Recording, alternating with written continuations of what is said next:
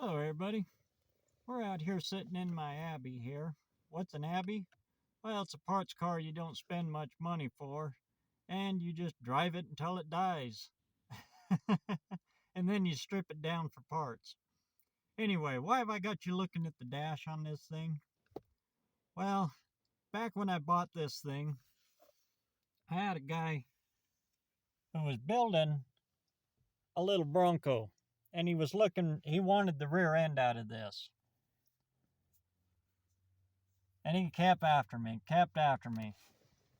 to how much would I take for it? How much would I take for it? Because he wanted this thing. So I finally threw him a price, and he said, oh, okay, well, how many miles are on it? Oh, man. I kept telling him, I don't know.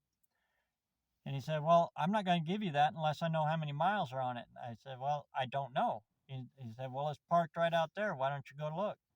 I said, because it don't matter. And he said, the hell it doesn't. Get it. I'm not going to give you that unless that's tell me how many miles are on it. Well, you seen that dash. I kept telling him there's no way to tell. He said, go off the odometer. So I said, fine, okay. Well, at that time, that one at the end there, it wasn't there. It only had what? 7,000 miles? I said, okay, do you want me to go off the odometer? We'll go off the blue book, and I'm going to jump the price way up. He said, you can't do that. You got to go off the odometer. And this is an older guy. He's about my dad's age. People, there's a reason that states have exempt on the titles when it's up there on the odometer reading. It's because there's no way to tell on these. I had a 99 Navigator. It had a mechanical odometer in it too.